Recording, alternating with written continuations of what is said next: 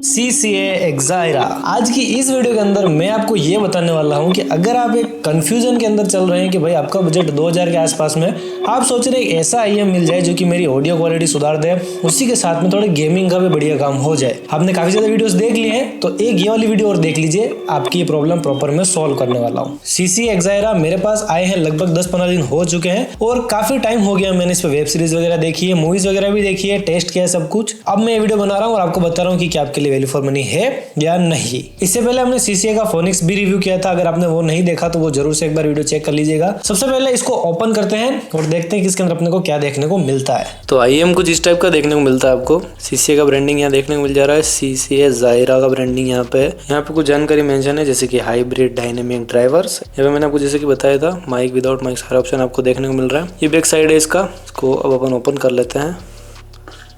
कुछ इस टाइप का बॉक्स है।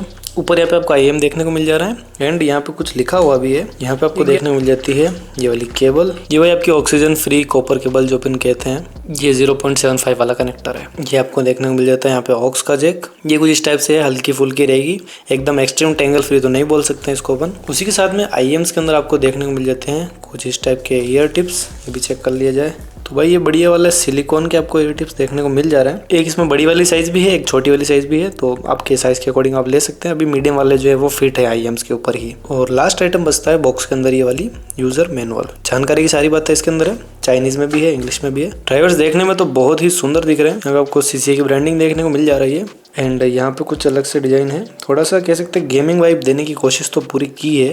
तो IM की फिटिंग वगैरह कार में आप देख सकते हैं, फिटिंग वगैरह मुझे कोई ज़्यादा इशू लगा नहीं। और लॉन्ग टाइम लिसनर्स के लिए भी भाई ये बढ़िया साबित हो सकते हैं क्योंकि इसकी डिज़ाइन बहुत ज़्यादा हल्की है। सबसे पहले आ जाते हैं बिल्ट इन क्वालिटी के ऊपर ही और इसके बारे में आपको सब बताता हूँ कि इसके अंदर क्या क्या माल मसाला किस तरीके से लगा रखा है। तो सबसे पहले तो आपको ये केबल देखने को मिलती है और केबल की लेंथ की बात कर लूँ मैं तो इतनी और इतनी। केबल की लेंथ काफ़ी अच्छी है बट थोड़ी और लंबी हो सकती थी, बट ये जो रेगुलर साइज में केबल आती है ये उसी तरीके की केबल आपको देखने को मिल रही है। केबल टेंगल फ्री तो नहीं कह सकते बट ठीक है, इतनी भी नहीं उलझेगी, इजीली निकल जाती है और लगाने वगाने में इशू नहीं आता है। बार बार कौन ही केबल को बदलता है। इसके अंदर ये जो पिंस वाले हैं सिस्टम, ये आप चेंज भी कर सकते हैं, लगा सकते हैं, नया भी लगा सकते हैं। अगर ये कटा जाए दूसरी भी मंगा सकते हैं और अपग्रेड भी कर सकते हैं। केबल की बात करें तो ये आपका ऑक्स जैक है, 3.5mm जैक है और ये वाला जैक विदाउट माइक है। इसके अंदर यहाँ पे इस केबल के अंदर आपको कहीं कोई माइक देखने को नहीं मिलता क्योंकि ये वाला जो IM है, ये वाला वेरिएंट, इसके अंदर आपको दो ऑप्शंस देखने को मिलेंगे। पहला ये आप इसको with mic without mic order कर सकते हैं। सेकेंडरी आप चाहें तो ये वाला जो है ये ऑक्स जैक वाला भी ले सकते हैं और इसकी जगह पे टाइप C वाला भी आता है तो आप वो भी ऑर्डर कर सकते हैं। जो ये पूरा अंदर का शेल है ये आपके लिए एकदम ट्रांसपेरेंट डिजाइन का है और ये एपॉक्सी रेजिन से बनाया हुआ है जो कि पूरा आपको एकदम ट्रांसपेरेंसी देता है। अंदर जो ड्राइवर्स वगैरह लग रहे हैं सब क्लियरली दिखता है। उसके साथ में ऊपर की तरफ में आपको सिलिकॉन की ये वाली कैप देखने को मिल जाती है। ऐसे आपको 3 साइज देखने को मिलेगी, small, medium and large. Small and large इसके अंदर आपको देखने को मिल जाएगी। उसी के साथ में यहाँ पे ऊपर की तरफ में आपको जिंक अलॉय की पूरी प्लेटिंग देखने को मिल रही है और एक मेटल प्लेट है, लेकिन इसके बावजूद भी इसका वजन ज्यादा नहीं है भाई। वजन इतना है कि आप इसको कान पे लगा के घूम सकते हैं या फिर गेमिंग वगैरह भी करनी है तो 6-7-8 घंटे का गेमिंग सेशन इजीली निपटा सकते हैं। इसमें आपको कहीं ऐसा कोई बड़ा प्रॉब्लम नहीं आएगा कि हेडफोन लगा लिए तो गर्मी में पसीने आ रहे हैं, वैसा कोई भी इशू इस IM के अंदर तो आपको नहीं आने वाला है।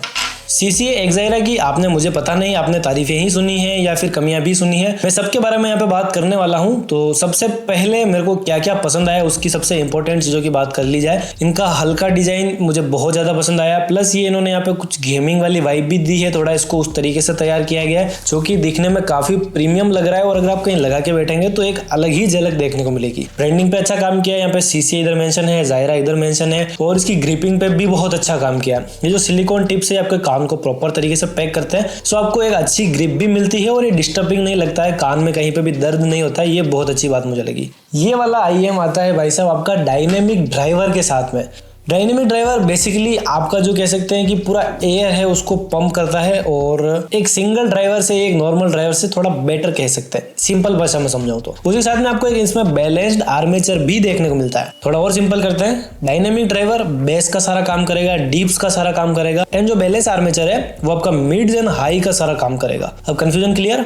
और ये दोनों के अंदर देखने को मिलता है आपको। इससे फर्क क्या आता है तो इसमें आपको हाई और मिड का एक अच्छा सेपरेशन देखने को मिल जाएगा। बाकी ये वाले जो IM है ये आपको आपको देखने को मिलते हैं 110 dB की लाउडनेस के साथ में। अगर आप ये समझ नहीं पाए तो मैं बताता हूँ। 110 dB की लाउडनेस का अर्थ ये है कि आप इसको कितने ही सस्ते फोन से चला लीजिए या फिर कितने ही अच्छे फोन से चला लीजिए, आपको ये कहीं पे भी कम आवाज देते हुए फील नहीं होंगे। इसकी लाउडनेस आपको बरकरार लगेगी। अगर आपको नहीं समझ आता तो 110 dB का लाउडनेस नंबर बहुत अच्छा माना जाता है। अब अगर आप कंफ्यूज है कि 2000 के अंदर मैं ये वाला ही IEM क्यों सेलेक्ट करूं, तो उसके लिए साउंड क्वालिटी के बारे में जानना बहुत जरूरी है। साउंड क्वालिटी को इजीली समझने के लिए मैं यहाँ पे 3 पार्ट में इसको डिवाइड करूंगा। पहले अपन ट्रेवल्स की बात करेंगे, सेकेंडरी अपन मिड्स की बात करेंगे, लास्ट में अपन बेस की बात करेंगे। तीनों के अंदर क्या बदलाव किया जा सकता था, क्या अच्छा है क्या बुरा है, इसकी बात यहाँ पे की जाएगी। वेब सीरीज मैंने इस पे काफी ज्यादा देखी है, 1-2 मूवीज देखी है मैंने। डेली इंस्टाग्राम रील्स वगैरह स्क्रॉल करते हैं तब भी मैंने इसी को काम में लिया है। गेमिंग सेशन भी अच्छा खासा इस पे मैंने कंप्लीट किया है। पीसी गेम्स भी खेले मैंने और BGMI वगैरह भी टेस्ट किया था। सबसे पहले मैं ये कहना चाहता हूँ कि अगर आप फर्स्ट टाइम IEM यूजर हैं तो ये IEM आपको बहुत ही ज्यादा खुले महसूस होंगे, आपके लगेगा कान से चिड़िया उड़ गई। तो आप एक रिचर ऑडियो के और एक रियल ऑडियो के करीब रहेंगे जो कि प्रोड्यूस की जा रही है। क्योंकि मैंने पुराने ईयरफोन्स वायर ट्राई किए थे, उसी के साथ में दोबारा मैं साथ ही साथ मैंने इनको भी ट्राई किया, तो दोनों को लगा के एक अंतर जो पता चलता है वो मैंने यहाँ पे आपको स्पष्ट किया। ट्रेबल्स अगर मैं आपको वो आसान भाषा में समझाऊं तो इसके अंदर कैसी है, तो आपको स्पार्क की ट्रेबल देखने को मिलेगी। एक ब्राइटनेस ऑडियो के अंदर चाहिए, खुलापन चाहिए आवाज के अंदर, तो वो ये IEM आपको ऑफर करेंगे। और इसके अंदर एक चीज और कहना चाहता हूँ कि ये ओवर शार्पनेस नहीं है। तो अगर ऑडियो के अंदर ट्रेबल कम होगी या दबी हुई होगी तो वो उतनी ही सुनाई देगी। आप उसमें एक्स्ट्रा वो छनछनाहट ढूंढ रहे तो वो नहीं मिलने वाली है। वो न्यूट्रल ऑडियो पसंद है, वो न्यूट्रल ट्रेबल पसंद है जो कि प्रोड्यूस भी वैसे ही हुई है और वापस सुना भी वैसे ही रही है। तो ये IEM आपके लिए बहुत बढ़िया हो सकता है। ट्रेबल्स और उसके अंदर हार्शनेस का ज्यादा बड़ा अंतर होता नहीं है। अगर आप नहीं पहचान पा रहे हैं उस चीज को तो मैं यहाँ पे क्लियर करता हूँ। आपकी जो ट्रेबल्स हैं आपको कान तक सुना रही है, अच्छा लग रहा है, तब तक बढ़िया है। लेकिन वो हर जगह पे आपको वो छन छन हर बात पे हर बीट पे बहुत ज्यादा ही नोटिस होने लग रही है, तो वो हार्शनेस की साइड जा रही है और वो नहीं होनी चाहिए। इन IEMs को मैंने सुना तो इसके अंदर मुझे हार्शनेस तो बिल्कुल महसूस नहीं हुई। ये मुझे अच्छी बात लगी क्योंकि मुझे लगा था कि ये ट्रेबल्स इतने अच्छे निकाल रहे हो तो कहीं ना कहीं ये हार्श भी होंगे। बट लंबे समय तक सुनने के बाद में और अलग अलग टाइप के फ्रीक्वेंसी सॉन्ग सुनने के बाद में मैं ये चीज तो क्लियरली बोल सकता हूँ कि ये ट्रेबल के लिए अच्छा ऑप्टिमाइज्ड है, बट हार्शनेस इसके अंदर नहीं है। सो मिड फ्रीक्वेंसी जानने के लिए आपको सबसे पहले तो male vocals and female vocals का अंदाज अच्छा होना चाहिए। अगर आप वो नहीं लगा पा रहे हैं, जो भी आपके रेगुलर म्यूजिक सुनते हैं, चाहे वो मेल सिंगर है चाहे फीमेल सिंगर है, या आप कोई डायलॉग सुन रहे हैं जो कि मेल है फीमेल के, यहाँ पे एक बहुत बड़ा गैप है। वो ये है कि मेल सिंगर की जितनी भी वॉइसेज आती है उसके अंदर आपको एक डेप्थ एक डीपनेस बहुत ज्यादा भी प्रोसेस करके सुनाई जा सकती है और वो कहीं हद तक अच्छी भी लगती है, कहीं हद तक नकली भी लगती है। इसके अंदर मैंने देखा तो काफी हद तक ऑडियो को सुधारा गया है। आवाज काफी न्यूट्रल लगती है, हल्के फुल्के मेल वोकल्स प्रोसेस्ड लगते हैं बट उतने भी ज्यादा नहीं लगते हैं जितने आपको परोसे जा रहे हैं। फीमेल वोकल इसके अंदर काफी ज्यादा आपको पॉलिश लगेंगे और क्लियर सुनाई देंगे और काफी ज्यादा ऑप्टिमाइज लगेंगे फीमेल वोकल की साइड में। अगर टोन की बात करूं तो न्यूट्रल होने के साथ में हल्की सी वार्मर टोन अपने साथ में लेके आता है, तो ऑडियो के अंदर एक वार्मनेस रहेगी और वो चीज मुझे पसंद आई।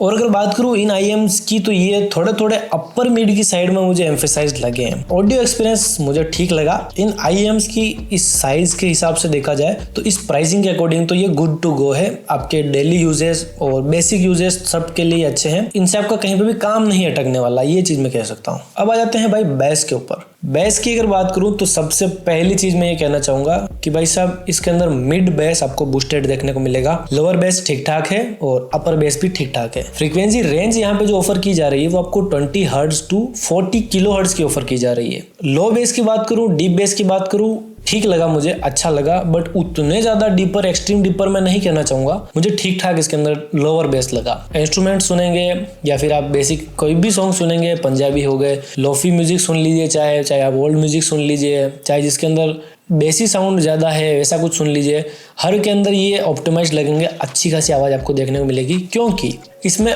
ओवर बूस्ट कुछ भी नहीं किया गया है। ना ही इसका जो ये लो फ्रीक्वेंसी या फिर मिड फ्रीक्वेंसी या फिर अपर मिड फ्रीक्वेंसी किसी को भी ओवर बूस्ट नहीं किया गया है। तो वो एक्चुअल बूस्ट एक्चुअल फ्रीक्वेंसी आपको अच्छी सुनाई देगी। अब एक्सट्रीम डीपर बेस ना होने का एक रीजन मुझे ये भी लग सकता है कि इसके अंदर जितनी जरूरत है उतना डीप बेस है, उतना लो बेस है। बैटरी ऑपरेटेड कोई भी कान में लगाने वाले TWS सुनते हैं, उनके अंदर आपको हमेशा वो एक्सट्रीम डीपर बेस लगने वाला है। हालांकि वो एक्सट्रीम डीपर बेस नहीं होता है, वो उस सर्टन फ्रीक्वेंसी के ऊपर उसको ट्यून किया जाता है, उसको बूस्ट किया जाता है। तो आपको वो बढ़ी हुई आवाज, बूस्ट की हुई आवाज एक्स्ट्रा डीपर बेस लगता है, वो डीपर नहीं होता है। लेकिन इसके अंदर आपको वो क्लियर बेस सुनाई देगा, वो रिचर बेस सुनाई देगा। और अगर आप एक बार वो सुन लेंगे तो फिर आपको वो फेक बेस, डीप बेस ज्यादा समझ नहीं आएगा, क्योंकि उस फेक बेस की वजह से एक्चुअल में मिड्स दबते हैं, ट्रेबल्स दबती है, और जो वोकलिस्ट है या जो सिंगर है उसके डायलॉग्स जो है वो दब जाते हैं। डायलॉग के अंदर एक मफलनेस देखने को मिलेगी, आवाज के अंदर अनावश्यक एक गूंज लगती है, वो चीजें इसके अंदर नहीं है। तीनों चीजें जो मैंने अनुभव की इन IEM के अंदर वो मैंने आपको बता दी। अब